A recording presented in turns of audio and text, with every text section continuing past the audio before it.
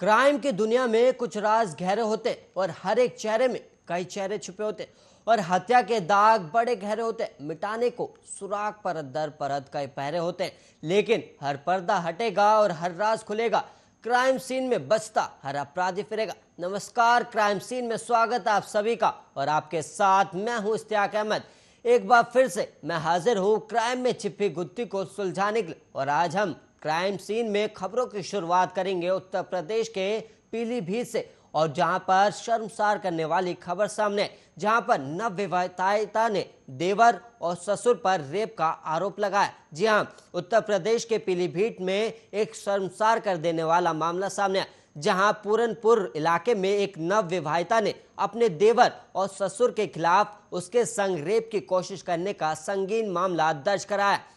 और पीड़िता ने अपने पति को भी इस मामले में आरोपी बनाया। और बताया जाता है कि पति अपनी पत्नी के साथ संबंध बनाने में असमर्थ है और यह बात जब बहू ने अपने ससुराल वालों को बताई तो उसके देवर और ससुर ने उसके साथ रेप की कोशिश की। और पीड़िता का आरोप है कि जब उसने देवर और ससुर का विरोध किया तो उन लोगों ने उसकी पिटाई भी कर दी। और परेशान होकर बीती रात पीड़िता किसी तरह पुलिस के पास पहुंची और आप बीती सुनाते हुए अपने पति, सास, ससुर सहित 9 लोगों के खिलाफ मामला दर्ज कराया। और वहीं जानकारी के मुताबिक एक स्थानीय गांव की युवती की शादी बीती मई में हुई थी और युवती का आरोप है कि शादी के बाद उसके पति ने कई दिन तक उसके साथ शारीरिक संबंध नहीं बनाए और फिर पति ने शारीरिक संबंध बनाने में सक्षम न होने की जानकारी भी उसे दी। और उसने नवविवाहिता को यह भी बताया कि वो शादी से इनकार कर रहा था, लेकिन उसके परिवार और रिश्तेदारों ने जबरन उसकी शादी करा दी। और युवती का आरोप है कि जब उसने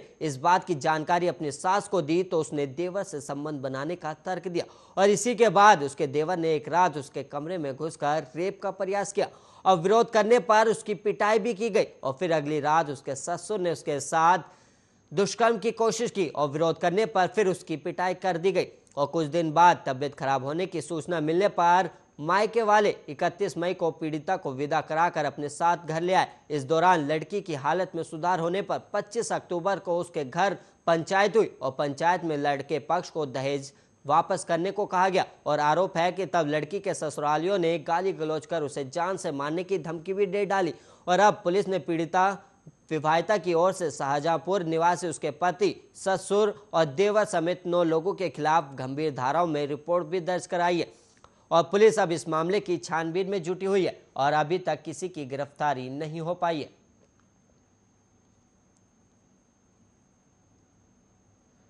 और वहीं उत्तर प्रदेश के मेरठ में सिटी रेलवे स्टेशन पर मंगलवार दोपहर 3:30 बजे डाक से धमकी भरा पत्र पहुंचा और इस पत्र में मेरठ सहित कई जिलों में रेलवे स्टेशन को 26 नवंबर को और 6 दिसंबर को धार्मिक स्थलों को बम से उड़ाने की धमकी दी गई है और इसको लेकर जीआरपी ने रेलवे स्टेशन पर सघन चेक इन कराई है। और मेरठ सिटी रेलवे स्टेशन अधीक्षक के नाम से भेजे गए इस पत्र में लिखा है कि मैं अपने जिहादियों की मौत का बदला जरूर लूंगा और खुदा मुझे माफ कर देना, हम हिंदुस्तान को तबाह कर देंगे। और वहीं 26 नवंबर को गाजियाबाद, हापुड़, मेरठ, मुजफ्फरनगर, अलीगढ़, खुर्जा, कानपुर, लखनऊ, शाहजहांपुर सहित कई रेलवे स्टेशनों को बम से उड़ा देंगे। और 6 दिसंबर को अयोध्या के हनुमानगढ़ी, राम जन्मभूमि, इलाहाबाद, गाजियाबाद, मेरठ, मुजफ्फरनगर और सहारनपुर समेत यूपी के कई मंदिरों को बम से उड़ा देंगे। हालांकि इससे पहले भी 3 धमकी भरी चिट्ठी रेलवे स्टेशन पर आई है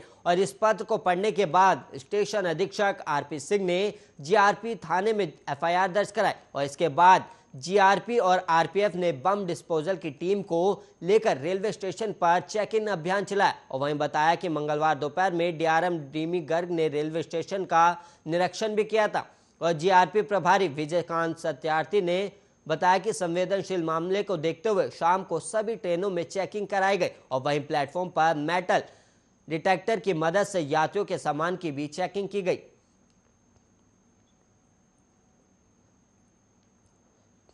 और वहीं मध्य दिल्ली के पटेल नगर इलाके में पुलिस ने एक सेक्स रैकेट का भंडाफोड़ किया और 3 महिलाओं को गिरफ्तार किया और गिरफ्तार महिलाओं की उम्र 35 से 40 के बीच बताई गई है और एक महिला ने कुछ ही दिन पहले किराए पर मकान लिया था। इसके बाद से यहां धंधा चल रहा था और गिरफ्तारी की गई महिलाओं से 2 विधवा भी हैं और पुलिस इनसे पूछताछ कर पता लगाने का प्रयास कर रही है कि इनके गिरोह में कितनी महिलाएं शामिल है और पुलिस आसपास लगे सीसीटीवी कैमरों की मदद से भी मामले की छानबीन करी। और वहीं पुलिस के मुताबिक सोमवार रात को पटेल नगर थाने की एक टीम गश्त कर रही थी और इसी दौरान सूचना मिली कि वेस्ट पटेल नगर के एक मकान में सेक्स रैकेट चल रहा है और सूचना के बाद फौरन थाने से महिला स्टाफ को भी टीम में शामिल किया गया और इसके बाद देर रात को महिला के मकान पर छापा मारकर उसके यहां से 3 महिलाओं को गिरफ्तार कर लिया गया और पूछताछ के बाद उनको गिरफ्तार किया गया था और स्थानीय लोगों ने भी महिलाओं की शिकायत की थी और पुलिस महिलाओं से पूछताछ कर मामले की जांच कर रही। और वहीं छठ पूजा के दौरान पटना में एक गैस एजेंसी के वेंडर की मंगलवार को गोली मारकर हत्या कर दी गई और बाइक सवार 2 लोगों आए और गैस सिलेंडर पहुंचाने निकले वेंडर अनिल कुमार को एक के बाद एक 2 गोली मारकर अपराधी फरार हो गए और वारदात बुद्धा कॉलोनी थाने के तहत बांस घाट के पास हुई है और 30 साल का अनिल कुमार दीघा थाने के तहत कुर्जी बालू पर इलाके का रहने वाला था और वहीं अपराधियों की मारी गई दोनों गोली उसके सीने में लगी जिसके बाद वो रोड पर ही गिर गया और उसकी हालत बेहद गंभीर हो गई है और वहीं वारदात की जानकारी मिलते ही चंद मिनटों में पुलिस की टीम भी पहुंची जिसके बाद जल्द से उसे इलाज के लिए अस्पताल लाया गया और करीब 1.5 से 2 घंटे तक चले इलाज के दौरान उसकी मौत हो गई और दम तोड़ने से पहले अनिल ने कातिल की पहचान पुलिस को बता दिया था और पुलिस को उसने गोली मारने वाले का नाम भी बता दिया और हत्या की इस वारदात को अंजाम देने वाले भी गैस सिलेंडर डिस्ट्रीब्यूटर करने वाला वेंडर ही है जिसका नाम सोनू बताया गया और दोनों एक ही गैस एजेंसी के लिए काम कर रहे थे और वहीं मरने से पहले अनिल ने सोनू का नाम लिया था और वारदात के वक्त सोनू की पहचान कर ली थी और अपने एक साथी के साथ बाइक से आया था और पुलिस ने लाश का पोस्टमार्टम करा दिया और साथ एक शुरुआती जांच में सीसीटीवी फुटेज के जरिए सोनू की पहचान भी कर ली गई और उसकी तलाश में पुलिस ने छापेमारी शुरू कर दी। वहीं आर्थिक अपराध शाखा ने 13.65 करोड़ रुपए गबन करने के आरोप में एक कंपनी के सहायक प्रबंधक को गिरफ्तार किया और आरोपी ने फर्जी बोर्ड प्रस्ताव के आधार पर कंपनी के नेट बैंकिंग की सुविधा ले ली और वास्तविक विक्रेताओं से मिलते जुलते वेंडरों के नाम पर फर्जी खाते खोलकर ठगी की और गबन की राशि को आरोपी ने सैलून और रिहायशी मकानों में लगाया और पुलिस ने उसके ग्रेटर नोएडा के 2 फ्लैट और 2 दुकानों के दस्तावेज के अलावा हुंडई और कार जब्त की है और शाखा के अतिरिक्त पुलिस आयुक्त R.K. सिंह ने बताया कि गिरफ्तार आरोपी की पहचान श्रेष्ठ विहार निवासी शुभम सक्सेना के रूप में हुई है और साल 2021 को एल्डेको ग्रुप ऑफ कंपनी ने अपने सहायक प्रबंधन शुभम सक्सेना पर कंपनी के करोड़ों रुपए के गबन की शिकायत की और इसमें बताया कि आरोपी ने फर्जी फर्मों के खातों के माध्यम से पैसों को व्यक्तिगत खाते में ट्रांसफर किया और कंपनी ने बताया कि धोखाधड़ी का पता अगस्त में चला जब एक फर्म को 2 बार भुगतान हो गया और गड़बड़ी को देखते हुए कंपनी ने आंतरिक जांच करवाई और इसमें पता चला कि शुभम सक्सेना ने कंपनी के वास्तविक विक्रेता कंपनियों के नाम से मिलते जुलते कंपनियों के नाम से फर्जी खाता खोला और उनमें पैसे ट्रांसफर कर दिए गए और फर्जी बोर्ड प्रस्ताव के आधार पर आरोपी ने कंपनी की इंटरनेट बैंकिंग सुविधा हासिल कर ली और जांच के दौरान पुलिस ने शिकायतकर्ता कंपनी के साथ साथ अन्य कंपनियों के बैंक खातों की जांच भी की और इस दौरान पता चला कि 13.65 करोड़ रुपए इंटरनेट बैंकिंग के जरिए ट्रांसफर किए गए जो आरोपी के मोबाइल नंबर और ईमेल आईडी पर रजिस्टर है और आरोपी के बारे में जानकारी हासिल करने पर पता चला कि साल 2009 से कंपनी के लेखा विभाग में कार्यरत था और वर्तमान में वो सहायक प्रबंधक के पद पर कार्यरत था।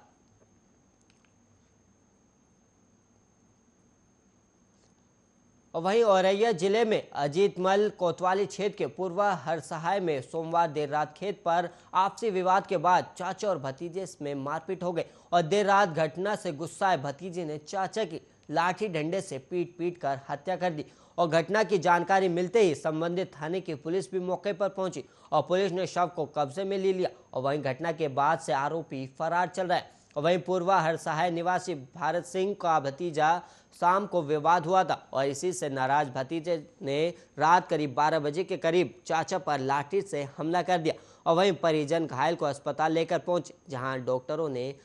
उसे मृत घोषित कर दिया और घटना को लेकर गांव में तनाव की स्थिति है और वहीं घटना की जानकारी पर सीओ प्रदीप कुमार कोतवाली प्रभारी मौके पर पहुंचकर छानबीन कर रहे और इन परिजनों ने 2 के खिलाफ हत्या की तहरीर दी और वहीं अभी आरोपी फरार है। और वहीं मुजफ्फरपुर के सकरा प्रखंड के मथुरापुर के मुखिया रंजीत राय से 50,000 रुपए की रंगधारी मांगने का मामला सामने आया और रंगधारी नहीं देने पर हत्या की धमकी भी दी गई और घटना के बाद से पीड़ित परिवार दहशत में और मुखिया ने सकरा थाना में आवेदन देकर कार्रवाई की मांग करते हुए जान माल की सुरक्षा की गुहार भी लगाई है। और थानेदार सरोज कुमार ने कहा कि धमकी मिलने की जानकारी मिली और छानबीन शुरू कर दी गई और मुखिया ने बताया कि वो गोपालपुर खुर्द के रहने वाले और इस बार मथुरापुर पंचायत से मुखिया चुने गए और उनका बालू सीमेंट की दुकान है और चुनाव जीतने के बाद गांव में जाकर जनता से रूबरू होकर धन्यवाद दे रहे थे और साथ ही उन लोगों की समस्याएं भी सुन रहे थे। और इसी दौरान उनके मोबाइल पर कॉल आया और कॉल रिसीव करने पर सामने वाले व्यक्ति ने कहा कि बहुत मुखियागिरी करते हो, इसका अंजाम भुगतने के लिए तैयार हो जाओ और जान की खैरियत चाहते हो तो 50,000 रुपए रंगधारी देना होगा, अन्यथा हत्या कर दी जाएगी। और मुखिया ने जब पूछा कि तुम कौन बोल रहे हो तो कहने लगा कि तुम सिर्फ रुपये का इंतजाम करो, नहीं तो अंजाम ठीक नहीं होगा। और इसके बाद पीड़ित ने जब घटना की जानकारी अपने घर वालों को दी तो वो लोग दहशत में आ गए और उन शिकायत थाने में कराई गई। तो इसके बाद उन्होंने थानेदार को पूरी घटना के संबंध में बताया और शिकायत दर्ज कराई और थानेदार ने भी बताया कि कॉल आए नंबर का पता किया जा रहा है। प्रारंभिक जांच में आसपास के ही किसी की करतूत सामने आई और वैसे कॉल डिटेल्स और लोकेशन निकालने के लिए सर्विलांस की टीम से संपर्क किया गया और पुलिस अपने स्तर से भी पता लगाने में जुटी हुई है।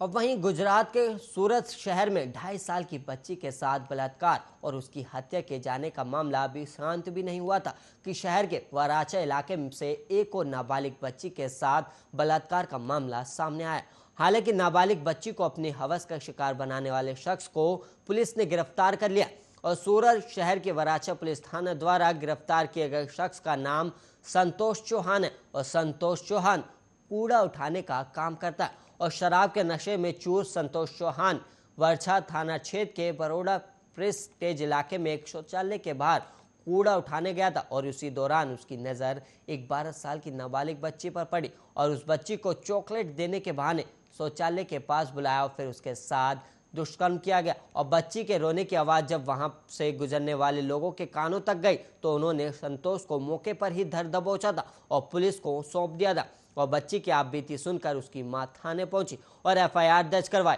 और पब्लिक द्वारा आरोपी को पकड़कर पुलिस को सौंपे जाने के बाद आरोपी को अधिकृत रूप से गिरफ्तार किया गया और सूरत शहर में दिन और दिन हत्या, लूटपाट और बलात्कार जैसी गंभीर आपराधिक वारदातें बढ़ती जा रही, जिन्हें देखकर लगता है कि सूरत में खाकी का खौफ अब नहीं रहा है। और वहीं मुजफ्फरपुर में जहरीली शराब से 5 लोगों की मौत के बाद पुलिस की नींद उड़ गई और 1 महीने के भीतर सरैया और सकरा के बाद कांटी में कुल 13 लोगों की मौत ने शराबबंदी की पोल खोलकर रख दी और कांटी में हुए 5 लोगों की मौत के बाद पुलिस महकमा पूरी तरह अलर्ट मोड पर है। और वहीं ब्रह्मापुर थाना क्षेत्र की पुलिस ने कार्रवाई की और वहीं राम नरेश पासवान के नेतृत्व में टीम ने एक कावड़ खाने पर धावा बोला और वहां से भारी मात्रा में विभिन्न ब्रांड के शराब की खाली बोतल,